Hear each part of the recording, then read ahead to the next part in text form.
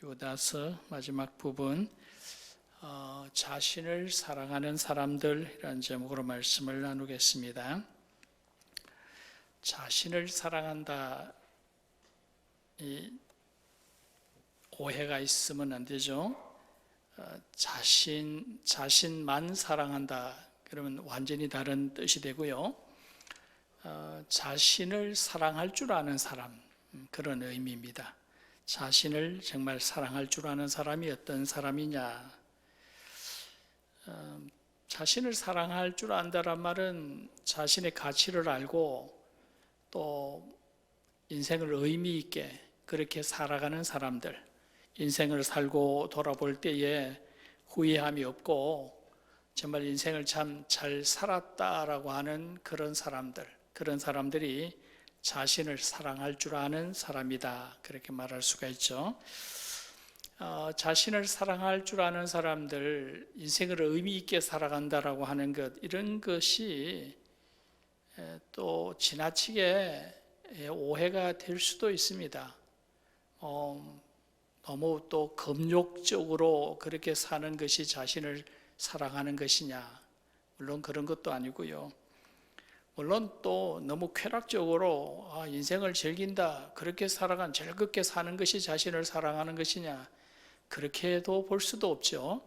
오늘 우리가 성경 말씀 속에서 과연 그리스도인들이 어떻게 인생을 의미 있게 사는 것이냐, 정말 하나님께서 기뻐하시는 그런 인생을 잘 살아야 되는데 정말 자기 자신을 정말 사랑할 줄 아는 그런 삶을 살아가는 그런 그리스도인들이 되어지기를 원합니다. 중세의 신비주의자라고 말할 수 있는 그 모르투스라고 하는 사람이 있었습니다. 이분은 신학과 철학에 능통하고 또 라틴어도 능통하고 학문을 많이 한 그런 사람인데, 근데 이분이 좀 신비주의자이죠. 신비주의자이고 금죽주의자이고, 그래서 그야말로 무소유, 결혼도 안 하고 아무것도 가지지 않고, 그래서 늘 세상을 떠돌아다니면서 방랑하면서 사람들과 대화하고, 물론 또 전도도 하고 그렇게 살아가는데, 너무 그렇게 살다 보니까 자신을 돌아보지 않게 되어지고 그냥 길거리에서 그냥 제대로 얻어먹지도 못하고, 그러다 결국은 나중에 길바닥에 쓰러지고 맙니다. 사람들이 길에서 쓰러져 버리니까 그냥 거린인 줄 알고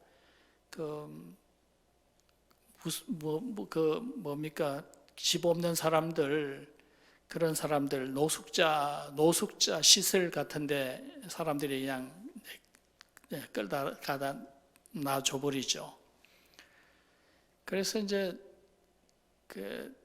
의사들이 보니까 이 사람은 희망이 없어요. 보니까 살아날 같지도 않고, 그러니까 이제 의사들이 자기들끼리 대화를 하는데 환자가 들으면 안 되니까 라틴어로 주고받습니다. 라틴어로 이 사람 보니까 별 쓸모도 없는 사람이고 또 거주자도 아는 사람도 없고, 그러니까 그냥 우리 그저 의료 실험용으로 이 사람을 사용하면 어떻게 했느냐, 그렇게 서로 얘기를 하고 있었어요. 근데 이분이 사실은 라틴어를 다 알고 있잖아요. 다 듣습니다. 그러고는 나중에 의사한테 한마디 하죠. 내가 그리스도께서 나를 위해 돌아가셨는데 어떻게 나를 그렇게 가치 없다라고 말할 수가 있느냐. 난 그렇게 가치 없는 사람이 아니다. 그렇게 한마디 하죠. 하니까 의사들이 깜짝 놀랍니다. 아니, 이런 거지가 어떻게 라틴어를 다 하냐. 그래서 다시 의사들이 하는 말이, 그렇게 자신의 가치를 안다고 하는 사람이 어쩌다가 이 꼴이 됐습니까? 다시 또 그렇게 말하죠. 자신을 사랑할 줄 아는 사람이면 정말 자신이 가치 있는 그런 인생을 살아야지, 왜 이렇게 거지처럼 거린이에서 떠돌아다니다가 길거리에 쓰러져서 이렇게 버림을 받느냐라는 그런 비난을 하더라는 겁니다. 우리가 자신을 사랑한다라고 하는 것 참 잘 이해해야 됩니다. 쾌락주의자가 되어도 안 되고 금욕주의자가 되어도 아니고 정말 하나님께서 기뻐하실 만한 또 인생이 의미 있게 인생을 살아갈 수 있는 그런 삶을 살아가야 그게 정말 자신을 사랑할 줄 아는 것인데, 오늘 우리가 오늘 본문의 말씀을 잘 살펴보면서 그렇다면 어떻게 사는 것이 과연 자신을 사랑할 줄 아는 것이냐, 자신을 사랑하는 삶이냐라고 하는 것 몇 가지를 찾아보도록 하겠습니다. 자, 첫 번째, 자신을 사랑한다라고 하는 것은 거룩한 믿음 위에 자신을 세우는 것이다. 지금 20절 말씀요. 20절, 사랑하는 자들아 너희는 너희의 지극히 거룩한 믿음 위에 자신을 세우며 성령으로 기도하며, 그렇게 되어 있죠. 거룩한 믿음 위에 자신을 세우는 것, 이것이 자신을 사랑하는 것이다, 그렇게 말씀합니다. 자신을 세운다, 집을 짓는 것처럼 자신을 건축한다. 바울사도는 고린도전서 10장 3장 10절이죠. 3장 10절에 지혜로운 건축자 같이 그리스도 위에 자신을 세우는 것을 조심해라, 그렇게 말씀했죠. 우리가 그리스도 위에 자신을 건축하는 사람이다. 자신을 건축할 때에 지혜로운 건축자처럼 자신을 그리스도 위에 세워라, 그렇게 말씀하고 있습니다. 무엇을 의미하는 겁니까? 그리스도인들이 그리스도의 성품을 본받고 또 그리스도의 말씀 위에 우리가 세워졌다. 우리의 어떤 인격이 온전한 그런 성숙한 그리스도의 모습으로 형성이 되어지는 것, 그런 것을 말하는 거죠. 자신을 사랑할 줄 아는 사람은 인생을 살 때에 이런 성경적인 그런 가치관을 가지고 그리스도의 말씀 위에 자신이 세워져서 하나님께서 기뻐하시는 그런 알찬 그런 인생을 사는 것, 새로운 피조물로 변화된 그런 모습으로 살아가는 것, 이런 것을 말하는 것인데, 정말 자신을 사랑한다고 하면은 정말 우리가 하나님의 말씀에 따라서 하나님 기뻐하시는 그런 경건한 그런 인격적인 그런 모습으로 삶이 세워져 가야 되는 것이다. 그런 것이 정말 자신을 정말 사랑하는 것이다, 그렇게 말씀하고 있는 거죠. 특히 이제 집을 짓는다고 생각해 보면은 기초가 참 중요한 것 같습니다. 기초는 한번 기초를 만들어 놓으면 집을 바꿀 수도 없고요. 기초가 1층으로 기초가 되어지면 1층 이상 올릴 수도 없는 거고요. 기초가 만들어지면 집을 또 마음대로 확장할 수도 없는 것이고, 한번 기초가 만들어지면 이미 결정되어지는 거고요. 그리고 그 기초가 부실하면 그 집이 무너지기도 하죠. 그래서 참 집 짓는 데는 참 기초가 참 중요하다, 그런 생각입니다. 오래전에 우리 신촌에 와우 아파트 붕괴 사건 있었잖아요. 엄청난 큰 사건이었었는데, 시민 아파트인데 아파트를 짓고 집이 딱 지어지고 나서 20분 만에 무너져 버렸어요. 그냥 그대로 무너져 버려가지고 그때 한 50명이 죽고 엄청난 일이 생겨났는데, 그 이후에 이제 그 사건 조사하는 분들이 조사를 해봤는데, 그 아파트, 그 정도 규모의 아파트가 세워지려면은 입방 미터에 900kg의 그 하중을 받는 그런 기초가 만들어져야 된대요. 그런데 조사를 해보니까 입방 미터에 280kg 밖에 못 올라가는 그런 기초를 만들었다는 거죠.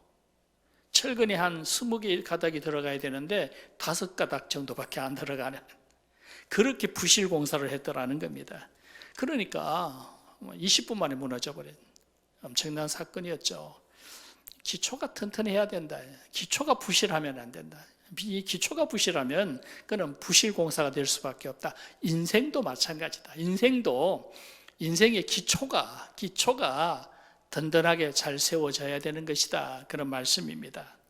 인생의 기초가 세워진다는 게 뭡니까? 사람이 어떤 기본적인 가치관을 말하죠. 어떤 가치관 위에 그 사람의 인생이 세워지느냐라고 하는 것을 말하는 것인데, 세상 사람들은 세상적인 그런 사고방식, 세속적인 그런 가치관, 그 속에 인생이 세워집니다. 그렇게 그런 인생들이 다 부실공사가 되어지는 것이고요. 마지막에는 다 무너져 버릴 수밖에 없는 것이다. 오늘 본문의 말씀에 보면은 그 기초가 잘못되어진 사람들, 잘못된 인생의 기초에 대해서 얘기합니다. 그것이 18절과 19절의 말씀인데, 18절 말씀에 보면은 마지막 때에 자기의 경건하지 아니한 정욕대로 행하며 조롱하는 자들이 있으리라. 또 이 사람들은 분열을 일으키는 자며 육에 속한 자며 성령이 없는 자니라. 그렇게 되어 있죠. 이 인생의 기초가 잘못 세워진 사람들을 의미합니다. 이런 사람들은 여기 보면은 정욕대로 사는 사람들, 또 조롱하는 자들, 진리를 조롱하는, 하나님을 조롱하는 그런 사람들, 정욕대로 사는 그런 사람들, 또 분열을 일으키는 자들, 옛날 성경에는 당을 짓는 자들. 왜 이렇게 당을 짓고 분열을 일으킵니까? 이런 사람들은 기초가, 사고방식이 다 정치적인 생각만 하는 거죠. 그래서 어떻게든지 당을 만들고 분열을 일으키고 자기 편을 만들고 그렇게 해야지 자기가 산다는 생각을 가지고 있는 이런 사람들, 이 기본적인 사고방식이 잘못되어진 사람이다. 또 그 다음에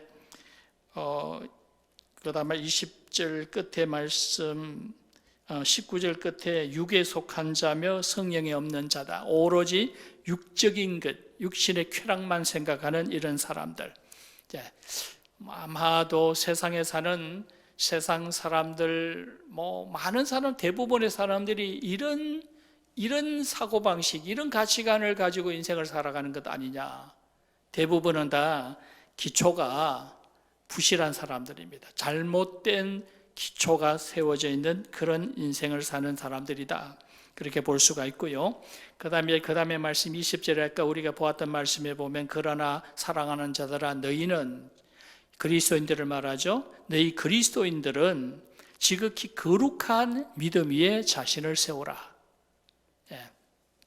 오늘 우리가 인생을 살아가는데, 우리가 세상 사람들과 함께 인생을 살아가는데 기초는 달라야 된다는 얘기입니다. 세상 사람들의 어떤 세속적인 가치관, 어떤 모든 물질이 인생의 중심이 되어지고, 어떤 명예와 어떤 외적인 모습, 어떤 욕심, 이런 것이 모든 삶의 기초가 되어져 있는 그런 삶을 살아가는 사람들, 이런 사람들은 잘못된 기초고 그거는 무너질 수밖에 없는 부실공사지만, 오늘 우리 그리스도인들은 거룩한 믿음 위에 자신을 세워야 된다. 거룩한 믿음 위에 자신을 세운다는 얘기는 바로 그리스도의 말씀이 토대가 되어지고, 하나님의 의가 기본이 되어지고, 거룩함이 있어야 되고, 겸손함과 신실함이 있는 그런 삶의 모습이 되어져야 된다라고 하는 것, 이것을 여기서 말씀하고 있는 거죠. 오늘 우리들 자신들이 과연 나는 내 인생이 어떤 기초 위에 세워지고 있는가? 세상 사람들, 세속적인 사람들처럼 그저 물질적인 것, 외모적인 것, 눈에 보이는 것, 이것만이 우리의 삶의 목적이 되어져 있는 그런 모습, 물론 아닌 줄로 압니다. 그럼 과연 우리는 하나님께서 말씀하시는 거룩한 믿음 위에 내 자신의 기초가 세워져 있는가? 생각하는 것이 항상 진실함이고 의로운 것이고 겸손함과 또 하나님 기뻐하시는 경건한 모습, 이런 모습이 내 삶의 기초가 되어져 있는 것인가? 자신을 돌아볼 수 있는 그런 시간이 되어질 수 있기를 원합니다. 정말 내가 나를 사랑할 줄 아는 그런 사람이 되어지려면 당연히 믿음 위에 자신을 세우는 그런 사람들이 되어지기를 원합니다. 자, 그런데 한번 좀 우리가 솔직하게 우리들 자신들을 돌아본다면, 과연 오늘 그리스도인들이, 또 나를 포함해서 우리 모든 현재를 사는 그리스도인들이 정말 이런 거룩한 믿음 위에 기초가 세워지고 그 속에 우리의 인생이 세워져 가고 있는 것인가? 좀 솔직히 안 그런 경우가 너무 많은 것 같습니다. 그렇지 않은 경우들이 너무 많은 것 같아요. 지도자들도 보면은 굉장히 믿음이 좋아야 되는 분들, 정말 거룩한 믿음 위에 자신이 세워져야 되는 그런 분들인데 탐욕스럽고 권위적이고 자기중심적이고, 그죠? 오로지 자기 욕심만 세우려고 하고, 그리스도를 나타내는 것이 아니라 자기를 나타내려고 하는 이런 모습들을 보일 때도 너무나 많이 있고요. 이만이나 문선명이나 이런 사람들은 다 처음에 신앙생활로 시작되어진 사람들인데 결국은 자기들이 하나님처럼 앞서려고 하고 자기들을 높이려고 하는 이런 모습들이 되어져 있기도 하고요.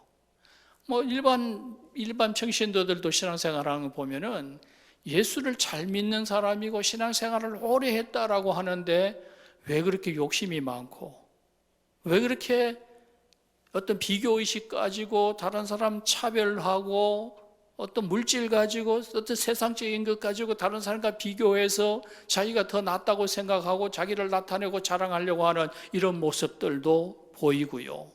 신앙생활을 그렇게 오래 했으면 모든 판단의 기준이 하나님의 말씀이 되어야 되는데 어떤 세상적인 기준이 되고 전통이 기준이 되고 어떤 세상의 관습이 기준이 되어지고 시기하고 미워하기도 하고 질투하기도 하고, 이런 모습을 볼 때에 한번 우리는 심각하게 한번 우리들 자신들을 돌아보고 판단을 해봐야 될 것 같습니다.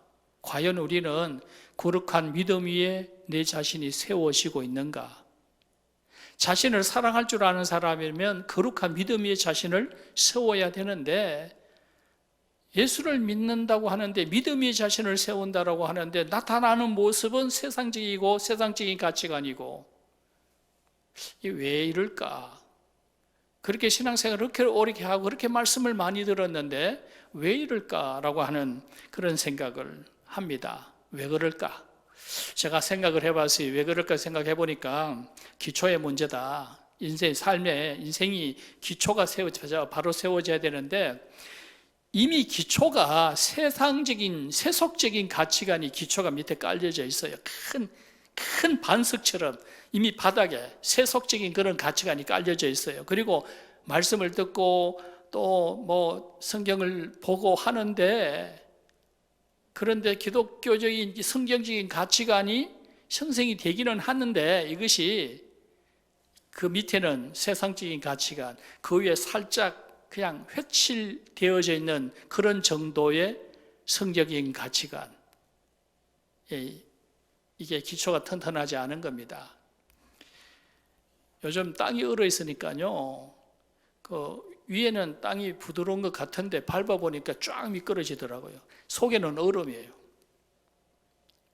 성경적인 가치관이 전체가 다 성경적인 가치관이 되는데 밑에 속에는 세상적인 가치관, 세속적인 어떤 관습, 그 위에 성경적인 가치관을 살짝 덮어놨어요. 마치 회칠한 무덤 같아. 그러니까 어느 순간에 본성이 드러나는 거죠. 어느 순간에 세상적인 가치관, 세상적인 그런 어떤 욕심, 이런 모습이 드러나는 것이 아니냐. 오늘 우리는요, 좀 확실하게 좀 바꿔야 됩니다. 밑에 얼음이 있고 위에만 살짝, 요즘 날이 살짝 따뜻하니까 끝만 살짝 녹아져 있는데 안 되잖아요. 그걸 제대로 하려면 속까지 다 깨야 됩니다. 완전히 깨서 완전히 부셔야 됩니다. 물론 이미 기초가 형성되어진 집의 기초를 어떻게 빨리 쉽게 바꿀 수가 있습니까? 어렵죠. 바꾸기 힘듭니다. 그러나 바꿔야 된다는 거죠. 다 부셔내고 드러내고 집을 새로 짓더라도 우리 속에 있는 그런 기초, 그 기초를 다시 바꿔야 된다. 세속적인 그런 가치관에서 성경적인 그런 가치관으로 우리의 삶을 바꿀 수 있는 그런 삶이 되어져야 된다는 겁니다. 세상적인 가치관과 성경적인 가치관이 그냥 섞여 있는 그런 모습으로 그냥 인생을 살아간다고 할 때에 과연 그것이 하나님 앞에서 온전한 것이고 우리가 온전한 우리의 믿음의 삶으로 우리의 삶을 끝낼 수가 있을 것인가? 우리가 한번 자신을 돌아봐야 될 줄로 믿습니다. 다니엘서에 보면은 느부갓네살이 꿈을 꿉니다. 그건 신상을 꿈을 꾸죠. 머리는 금으로 되어 있고 어깨에는 은으로 되어 있고 가슴은 동으로 되어 있고 밑으로 내려가면서 이제 이 열 발가락이 있는데 그 열 발가락은 흙과 철이 섞여져 있는 그런 열 발가락이 있습니다. 그런데 한 돌이 떴는데 그 돌이 그 발등을 치니까 그 발이 부셔져서 산산이 부셔져서 가루가 되어버리는 이런 모습이 나오죠. 다니엘이 느부갓네살이 꾼 꿈을 그렇게 해석을 하는데 그것이 앞으로 있을 역사에 대한 것을 미리 보여주는 겁니다. 열 발가락은 뭐냐? 이것은 로마 정부를 얘기한다고 그랬어요. 이 로마 정부는 흙과 돌이 철이 섞여져 있는 그런 발가락. 이 떤 돌은 그리스도를 의미합니다. 그리스도가 발등을 쳐버리니까 부셔져 버리더라. 그냥 산산이 부셔져 버리더라. 섞여져 있어는 힘을 못 씁니다. 우리 성경적인 가치관인가 세속적인 가치관이 뭐 섞여 있으면 누가 우리를 보고 그리스도인이라고 얘기하겠습니까? 우리가 진짜 하나님께서 원하시는 그런 하나님의 사람, 또 하나님께서 우리에게 은혜 베푸시는 사람, 그런 믿음의 삶을 온전히 살아가려고 하면은 우리의 가치관이 정말 온전히 바뀌어져야 되고 우리가 거룩한 믿음 위에 우리들 자신들이 세워지는 그런 인생을 우리가 살아가야 될 것이다라고 하는 말씀입니다. 우리가 거룩한 믿음 위에 우리의 집이 세워지고 우리 인생이 세워진다고 한다면 우리가 세상에서 이렇게 불안하고 두려워할 이유도 없고요. 우리가 성경적인 가치관 속에 우리의 삶이 세워진다고 한다면 항상 우리의 마음은 평안하고 너그러움이 있고 늘 소망이 있고 늘 하나님과 동행하는 그런 확신 속에 살아가는 그런 믿음의 삶이 되어질 수 있을 것이다 라고 하는 그런 말씀입니다. 우리가 말씀을 듣고 잊어버리지 말고요. 자꾸 세상적인 가치관, 세상의 어떤 전통적인 의식, 무슨 비교의식, 무슨 이런 어떤 극단적인 그런 어떤 사고방식, 이런 것들, 어떤 권위주의 이런 것들 다 버려야 됩니다. 다 버리고 다 던져버리고 말씀 속에서 말씀의 새로운 생각과 새로운 가치관으로 우리 모든 생각이 자리를 잡아가야 하고 기초가 새롭게 만들어져야 하고 그렇게 살아갈 때에 우리는 세상에서 늘 평안함과 기쁨이 있고 너그러움이 있고 늘 하나님이 함께 하시는 그런 성령이 주시는 그런 은혜가 있는 그런 삶이 되어질 것이다. 거룩한 믿음 위에 자신을 세우는 것, 이것이 자신을 정말 사랑할 줄 아는 사람들의 삶의 모습이다라고 말씀을 하고 있습니다. 그 다음에 두 번째로 또 자신을 사랑한다는 것은 어떤 것이냐? 두 번째로 자신을 사랑할 줄 아는 것은 그리스도의 긍휼을 기다리는 것이다. 그렇게 말씀하고 있습니다. 그 다음에 말씀 21절의 말씀에 하나님의 사랑 안에서 자신을 지키며 영생에 이르도록 우리 주 예수 그리스도의 긍휼을 기다리라. 우리 주 예수 그리스도의 긍휼을 기다리라. 그렇게 말씀합니다. 믿음이 있으면 다 되는 것 아니냐? 거룩한 믿음만 있으면 다 된다. 그런데 거룩한 믿음이 있다고 해서 우리가 세상에 살아갈 때에 고난이 전혀 없다 그런 건 아니잖아요. 우리가 믿음이 있다고 해서 세상에 살아가는데 어떤 죄의 유혹도 받지 않거나 우리가 세상의 모든 죄를 다 우리가 물리칠 수 있거나 이런 것도 아닙니다. 우리가 세상에 살아갈 때에 내가 믿음을 가지고 살아가지만 세상 속에 죄의 유혹은 그대로 있고 또 악한 영들의 어떤 역사도 그대로 있습니다. 이 세상이 천국은 아니거든요. 이 땅은 우리가 잠시의 나그네로 살아가는 세상이죠. 그렇기 때문에 이 세상에 살아갈 때 우리의 믿음이 있지만 그래도 여전히 우리는 세상 속에서 고난을 당하기도 하고 어려움을 당하기도 하고 또 죄와 유혹을 받기도 하고 그걸 우리가 우리 힘으로 다 물리칠 수가 없습니다. 그렇기 때문에 이런 험한 세상에 살아갈 때에 지혜 있는 그리스도인은 어떤 사람이냐? 그리스도의 긍휼을 기다린다. 힘들고 어려울 때마다 정말 원치 않은 일을 당할 때마다 그리스도의 긍휼을 기다리고 하나님 앞에 무릎을 꿇고 기도하는 사람들, 이런 사람들이 자기를 정말 사랑할 줄 아는 사람이다. 그런 말씀입니다. 지난주에 새벽 기도 때에 요한복음 보는데 가나 혼인잔치 얘기가 나오죠. 예수님과 어머니 마리아가 혼인잔치에 가나 혼인잔치집에 초대를 받았는데 하필 한참 잔치가 무르익을 때에 포도주가 끊어졌죠. 그래서 마리아가 예수님에게 이 집에 포도주가 끊어졌다 한다. 어떡하냐 그랬잖아요. 예수님께서 나하고 무슨 상관이 있습니까? 라고 했지만은 결국은 사람들에게 그 결례를 행하는 그 물통에다가 물을 채워라. 그리고 그 물을 갖다 주어라. 연회장이 갖다 주어라. 연회장이 보니까 훌륭한 포도주예요. 이 좋은 포도주가 어떻게 지금까지 잔치 말미까지 지금까지 있었느냐 이렇게 하잖아요. 그 얘기가 우리 지난주에 우리 요한복음에서 보았는데 무슨 얘기입니까? 그 집이 잔치집에서 포도주를 준비 안 했겠습니까? 했지요. 그러나 의외의 일이 생각밖에 많은 손님이 없게 되어지고 정말 뜻밖의 사건이 일어났다는 얘기죠. 우리가 인생을 살아보다 보면은 정말 뜻밖의 일이 생겨날 수가 있고요. 우리가 되게 갑자기 감당할 수 없는 그런 어려움에 우리가 처할 수가 있다는 겁니다. 그럴 때 우리가 할 수 있는 일이 뭐냐? 예수를 찾아라. 예수님을 찾아가면 예수님께서 문제를 해결해 주신다는 거죠. 기적의 역사를 나타내 보여주신다는 말씀입니다. 우리가 세상에 살아갈 때 원치 않는 일들, 뜻밖의 일들, 내가 감당할 수 없는 그런 일들이 얼마든지 우리의 삶 속에 있지만 그럴 때나 우리가 그리스도의 긍휼을 기다리는 사람이 되어야 한다. 그리스도의 긍휼을 기다리는 사람이 지혜의 사람이 될 수가 있다라는 그런 말씀입니다. 요즘 가끔 젊은 연예인들이 극단적인 선택, 자살하는 것을 자주 봅니다. 그걸 보면서 우리가 왜 이렇게 어리석냐 이렇게 쉽게 말하기가 어려워요. 얼마나 힘들었으면, 인생이 얼마나 힘들었으면 그 젊은 사람들이 자살을 할까? 우리가 너무 쉽게 이 사람들 어리석다 이렇게 말하기는 어려워요. 어렵지만 그러나 참 지혜롭지는 못하다. 지혜롭지는 못하다. 그리스도의 긍휼을 기다리면 하나님께 기도하고 하나님께 은혜를 구했더라면 얼마든지 삶을 살아갈 수가 있을 텐데 왜 그렇게 끝낼까? 우리가 그렇게 생각할 때가 있지 않느냐라는 말씀이죠. 우리가 그리스도의 긍휼을 기다리는 것, 하나님의 은혜를 구하는 것, 이것은 정말 우리에게 가장 지혜로운 그런 선택인 줄로 믿습니다. 21절 끝에 부분의 말씀에 보면은 앞에 말씀 하나님의 사랑 안에서 자신을 지키며 라는 말씀이 나오죠. 그리스도의 긍휼을 기다릴 때 하나님의 사랑 안에 자기 자신을 지켜라 이런 말씀이 나옵니다. 이는 내가 하나님의 사랑을 받고 있는 사람이라고 하는 확신을 가지라는 얘기죠. 하나님께서 내게 은혜를 베푸시고 내가 하나님께서 나를 사랑하신다라고 하는 것을 분명히 확신을 가지고 그리스도의 긍휼을 기다리라. 쉽게 말하면은 어떤 경우에도 실망하지 말라는 얘기입니다. 어떤 경우에도 낙심하지 말고 소망을 잃지 말고 그리스도에게 소망을 걸고 그리스도의 긍휼을 기다리는 사람이 되라라고 하는 그런 말씀입니다. 많은 사람들이 희망을 가질 수 없는 상황 속에서 희망을 가지라고 하는 것은 고문이라고 그러잖아요. 그래서 희망 고문이란 이런 말을 요즘 많이 쓰는데 그렇죠.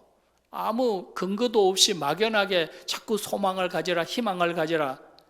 그는 희망 고문이란 말이 맞습니다. 그렇지만 그러나 그리스도인들이 여기 보면 하나님의 사랑 안에 자신을 지키며 그러면서 그리스도의 긍휼을 가지라고 하는 것은 이것은 그냥 희망 고문이 아니라 보장된 소망을 가지라는 얘기입니다. 그리스도 안에서 우리의 모든 삶을 해결해 주시는, 우리에게 어떤 기적을 보여주시는 하나님의 능력, 하나님의 역사, 이런 것을 우리가 믿고 그리스도 안에 소망을 가지는 것, 어떤 경우에도 실망하지 아니하고 그리스도에게 소망을 가지고 그리스도에게 우리가 긍휼을 기다리는 그런 믿음의 삶을 살아가는 그런 하나님의 사람들이 되어지라고 하시는 그런 말씀입니다.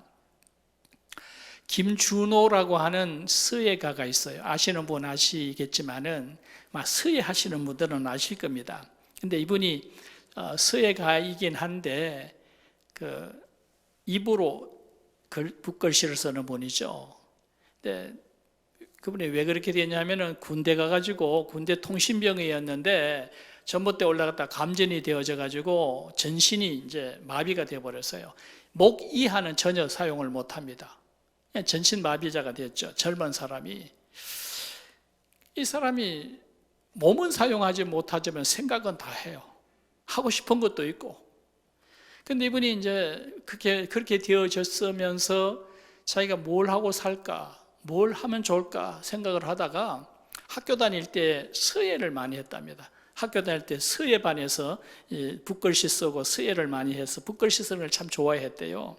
그래서 어느 날 자기 어머니에게 붓하고 목통을 가져오고 그리고 그 붓 끝에 휴지를 말아서 자기 입에 물려달라고 합니다. 그리고 먹을 갈아서 자기 앞에 갖다 달라고 하죠. 그리고 종이를 펼쳐달라고. 그렇게 하고는 이제 입으로 이제 붓글씨를 쓰는 것을 시작을 합니다. 그러면서 그분이 그래요. 제일 먼저 자기가 붓으로 글을 썼는데 어떤 글을 썼냐 하면은 여호와여 내가 수축하여 싸우니 내게 긍휼을 베푸소서. 여호와여 내 뼈가 떨려오니 나를 고치소서. 여호와여 내 기도를 들으시고 내가 눈물 흘릴 때에 잠잠하지 마옵소서. 그렇게 붓으로 한 자씩 한 자씩 그렇게 써내려갔대요. 그래서 늘 하나님 앞에 하나님의 긍휼을 기다리고 그러면서 끈기 있게 붓글씨를 연습을 했습니다. 그분이 수년 후에 국전에서 국무총리상을 받잖아요. 장애인들이 한 그런 전시가 아니에요. 그야말로 국전에서 이분이 국무총리상을 받습니다. 그때 기자들이 찾아와서 인터뷰를 하죠. 어떻게 그렇게 할 수가 있었느냐. 인터뷰를 할 때 그분이 뭐라고 대답을 했냐 하면은 하나님의 은혜입니다.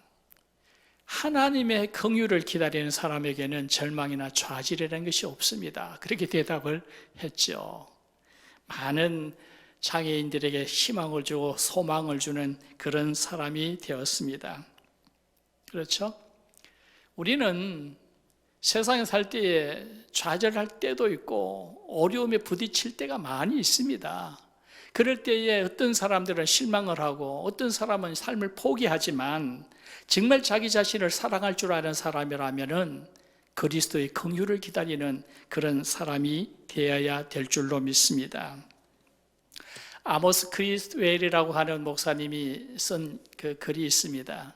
그분이 기도에 대한 글을 썼는데 그분이 뭐라고 썼냐면은 가장 무릎을 잘 꿇는 사람이 가장 잘 서는 사람이고 가장 연약한 모습으로 무릎을 꿇는 사람이 가장 위대한 사람이고 가장 오래 무릎을 꿇는 사람이 가장 오래 설 수 있는 사람이다. 우리가 그리스도의 긍휼을 기다리고 가장 무릎을 오래 꿇을 때에 우리는 가장 오래 설 수가 있고 주님께서 하나님의 놀라운 긍휼을 베푸시고 하나님의 놀라운 손길을 우리에게 보여주시는 그런 은혜를 체험할 수 있는 그런 사람들이 되어질 수 있을 줄로 믿습니다. 자신의 힘으로 뭘 해보려고 애쓰지 말고요. 그저 자기 노력으로 뭘 해보려고 하는 것이 아니라 그리스도의 긍휼을 기다리는 사람이 그런 사람이 자신을 정말 사랑할 줄 아는 사람이다. 오늘 주님께 무릎을 꿇고 그리스도의 긍휼을 기다리는 그런 하나님의 사람들이 되어질 수 있기를 축원합니다. 그 다음에 세 번째로 자신을 사랑하는 사람은 어떤 사람이냐. 세 번째로는 다른 어떤 자를 불에서 끌어내는 자들이다. 지금 23절 보면은 또 어떤 자를 불에서 끌어내어 구원하라. 그런 말씀이 나오죠. 근데 그 말씀 앞뒤로 보면은 22절에 어떤 의심하는 자를 긍휼히 여기라. 그렇게 되어 있고 또 23절 끝에도 육체로 더입힌 옷까지도 미워하되 두려움으로 긍휼히 여기라. 긍휼히 어떤 자들을 긍휼히 여기라. 어떤 자들을 불에서 끌어내라. 이런 말씀이 나옵니다. 의심하는 사람들, 그런 사람들을 구원해내라. 또 어떤 이단에 빠져 있거나 이런 믿지 않는 사람들, 지옥의 형벌에 빠져 있는 이런 사람들, 그런 사람들을 불에서 끌어내서 구원을 얻게 하라. 이런 말씀이죠. 다시 말하면은 다른 사람의 영혼을 사랑하라는 얘기입니다. 남을 사랑하는 것이 바로 자기 자신을 사랑하는 것이다. 그런 얘기죠. 자기를 사랑할 줄 아는 사람이 어떤 사람이냐? 남을 사랑하는, 다른 사람의 영혼을 사랑하는 것이 바로 자신을 사랑하는 것이다.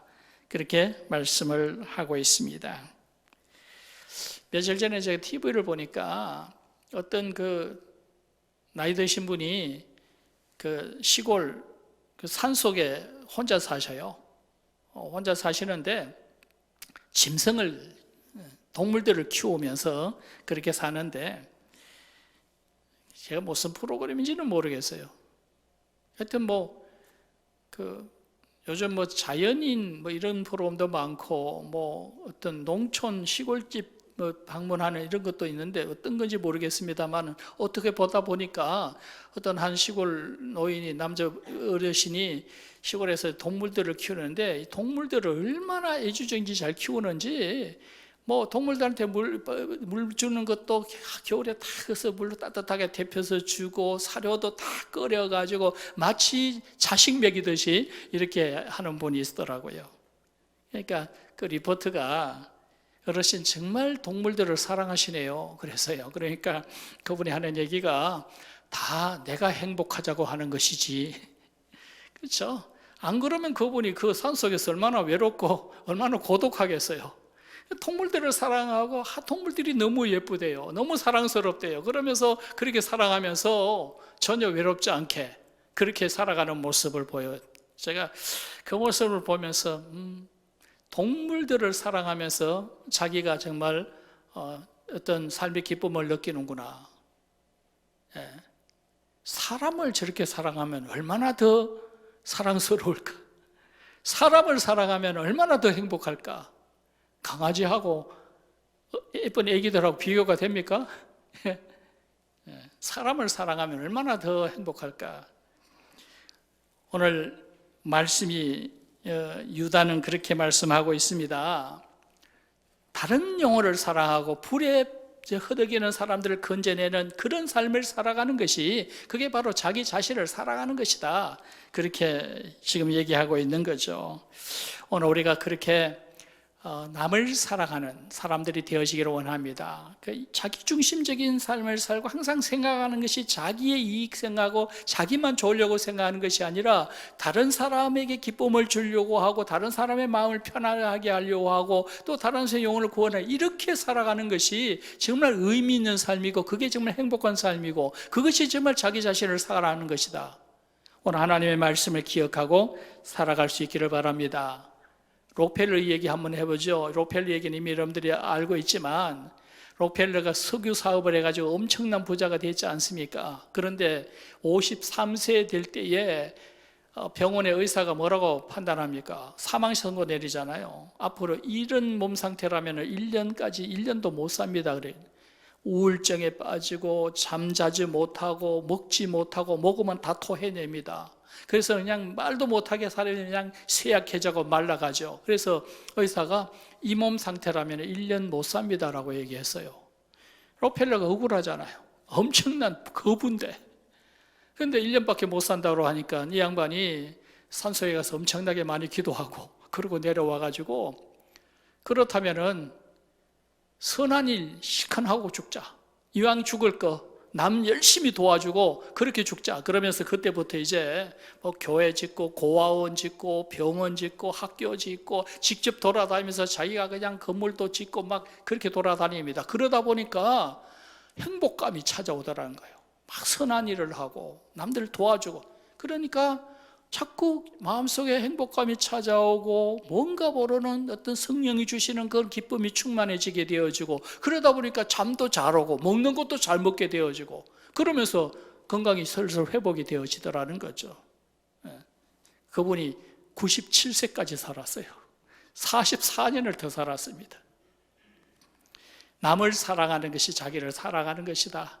다른 사람의 영혼을 불쌍히 여기고 그들을 불에서 끌어내려고 하는 것이 내 자신을 건강하게 만드는 것이고 내가 하나님 앞에 더 귀하게 사용되어지는 그런 삶을 사는 것이다.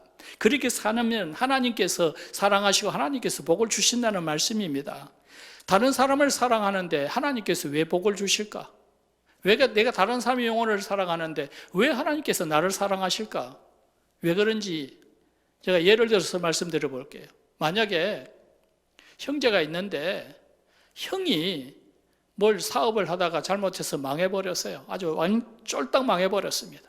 그런데 다행히 동생이 그래도 성공을 했어요. 그래서 동생이 형을 도와줍니다. 그래서 형이 다시 일어서게 되어져요. 그러면은 누가 가장 기뻐할까? 물론 형이 기뻐하겠지만은 그보다 형보다도 본인보다 더 기뻐할 사람이 있어요. 누가 기뻐합니까? 부모님이 기뻐하죠. 그 아버지가 기뻐합니다. 형이 잘못됐는데 동생이 형을 도와서 형이 다시 일어서게 되었을 때에 그 부모의 마음이 얼마나 기쁘겠느냐는 거죠. 우리가 다른 사람의 영혼을 사랑하고 불에 빠진 사람을 건져내고 그런 사람들을 위해서 우리가 희생할 때에 하나님이 기뻐하신다. 하나님께서 우리에게 긍휼을 베푸시고 하나님께서 더 놀라운 은혜를 베풀어 주신다는 사실, 우리가 이것을 기억하고 살아야 될 줄로 믿습니다. 감리교 창시자인 요한 웨슬레가요, 6살 때 집에 화재가 나가지고 사실 어떤 사람이 불에서 끄집어냈답니다. 그래서 어릴 때 요한 웨슬레가 길거리 나가면은 어른들이 저놈 그 불에서 끄집어낸 놈이잖아 그런답니다. 자기는 불에서 끄집어내진 아이, 그런 별명을 가졌대요.